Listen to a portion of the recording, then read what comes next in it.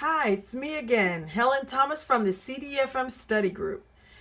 Now I have a visual for CDFM Module 2.2, the DoD acquisition life cycle.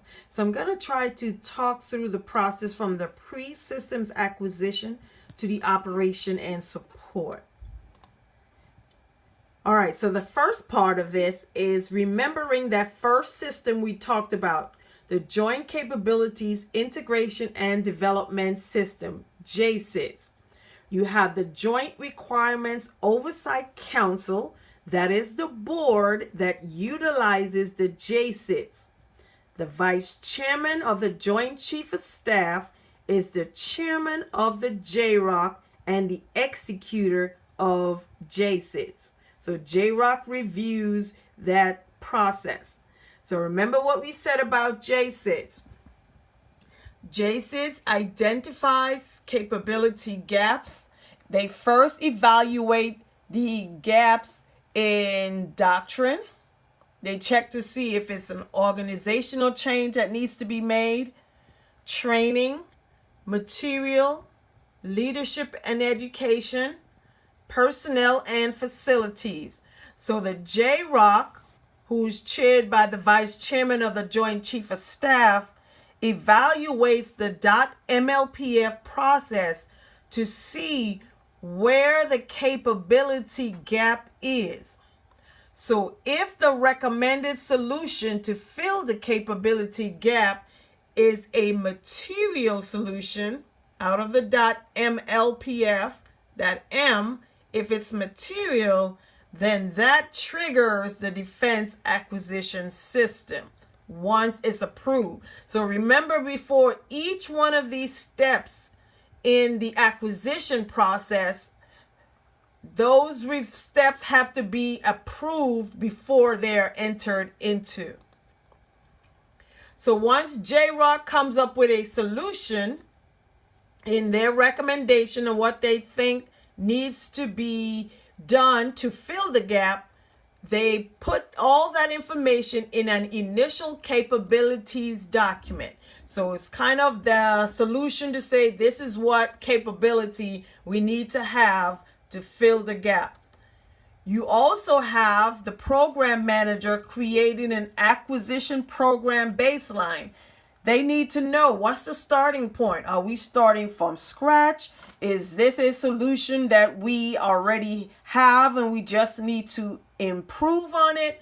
So the acquisition program baseline will give you a starting point, and also, most importantly, a starting point for the cost.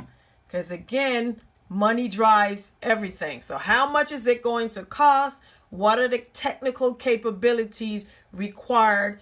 And it's listed in the initial capabilities document. So the Defense Acquisition Management System is an evolutionary or a single step. The idea between evolutionary, meaning that you do not have to start from scratch every time you need something from the acquisition system. So you have the JROC, again, that's the same council, Joint Requirements Oversight Council, who oversees all these systems in DoD, will review that process. And they utilize, in the acquisition system process, it's 3 milestones, 3 activities, and 5 phases. And we're going to look at each one of those briefly. So the first activity, so thinking in the beginning of the acquisition phase, it's the pre-systems acquisition. We're not thinking of buying anything yet. We need to do some analysis. We need to figure out, what do we really need? And is the solution suggested, will that solve the issue that we have in our capability? So in the pre-systems acquisition, which is activity number 1, you have to have a material development decision review. Remember, I said there's a review prior to beginning any phase or any stage of the acquisition process. So this review is conducted by the Milestone Decision Authority. That's the senior individual that will approve or disapprove entry into the acquisition system or they might just say we need to find another solution. So formal entry into the acquisition process will be given by the Milestone Decision Authority.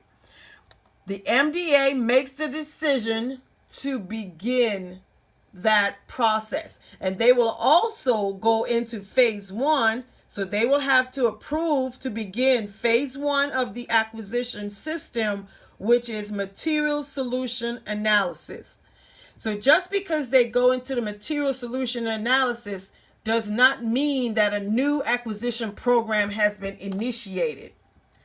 What this gives approval for you to do is to begin the analysis of the alternative. And that is a different term that you can use. You can say courses of action. They want you to come up with various courses of action, and that is done in the material solution analysis. And when you also have various courses of action, you typically will boil down to one recommendation that you will recommend to the Milestone Decision Authority. So that director of CAPE, the same guy we talked about in the programming phase, the same guy who updates the Future Year Defense Program, the director of CAPE prepares analysis of the alternative guidance. So you have limited research funding that is used to do the material solution analysis, but primarily you will use O&M funding. The MDA conducts a Milestone A decision review. So before we actually start the course of action wargaming, the Milestone Decision Authority will conduct a decision review to determine if we need to proceed. So if approved, we will enter Milestone A.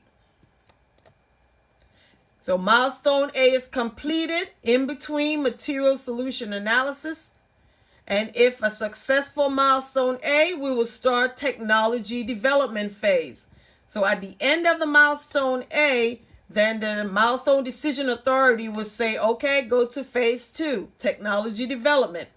Entry into this phase begins after a successful Milestone A decision review. It does not mean that a new acquisition program has been initiated. You get full RDT&E funding to do technology development. And in the technology development, the key thing you're trying to also do is to reduce technology risk. Prepare to produce prototypes. So you want to come up with a sample to see if that sample will actually fulfill our requirement. And in that, at the end of that, you do a capability development document. So once you do the technology development, you develop prototypes and you see how the prototypes work, then you can actually create a capability development document to say the specifics, because now you've actually tested what you recommend. So the Milestone Decision Authority will conduct a Milestone B decision review. Once approved, you entrance into Milestone B. Systems acquisition activity number 2.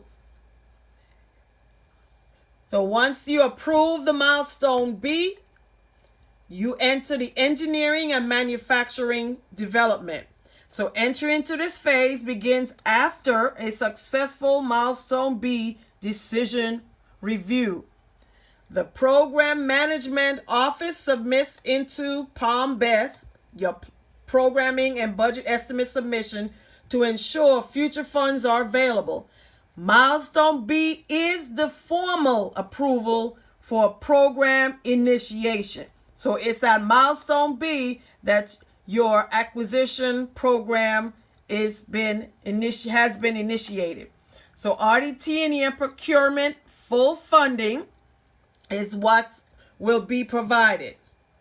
Post-preliminary design review and post-critical design reviews are conducted. You have 2 decisions that must be made. Is the first one, you want to know what's the quantity of low rate initial production, initiation. So what's the amount that we initially going to produce? We don't want to produce a lot of these equipment to then determine that, okay, we don't need them. So what's the low rate initiation production, and whether advanced procurement will be requested during the production and deployment phase. A capability production document is compiled in the engineering and manufacturing development phase. MDA conducts milestone C decision review. Once approved, you enter milestone C.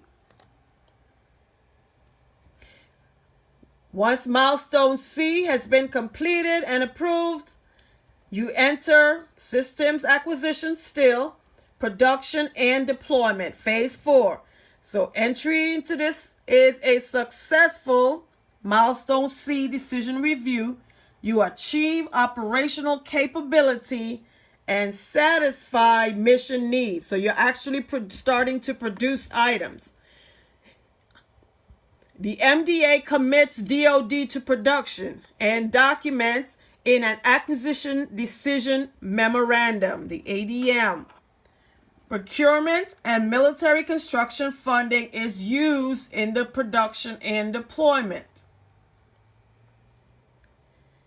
Also in the production and deployment, it authorized entry into the LRIP. So remember up here, we determined the quantity in the EMD phase 3, and now in milestone C, we're actually starting to produce those items for those major programs. A full rate production decision review. So before we actually produce full production of these items, a full rate production decision review is conducted to determine if the program can go to full rate production. An initial operation capability date is set to provide the first operational capability. A full rate production review, if approved, entrance into operations and support phase. And then sustainment is activity number 3. Remember, 3 activity, 3 milestones, milestone A, milestone B, and milestone C, and 5 phases. So phase 5 is operations and support. Execute support program and sustains the system. That means we already have the system, now we have to maintain them. Planning for this phase must be done before program initiation, and is also documented in the life cycle support plan. You want to know from cradle to grave, from the time you develop the item, you want to know also how you're going to sustain them. You use O&M and MILPERS funding for the operations and support. The program achieves full operational capability, which occurs when the total quantity of the items are deployed to the warfighter. So everything that we requested has been shipped out to the warfighter. Then at the end of the life cycle, a system is then demilitarized. We take all the military stuff off of them and we dispose of them according to our regulatory guidance. So this is the DoD acquisition life cycle in a nutshell. See you next time.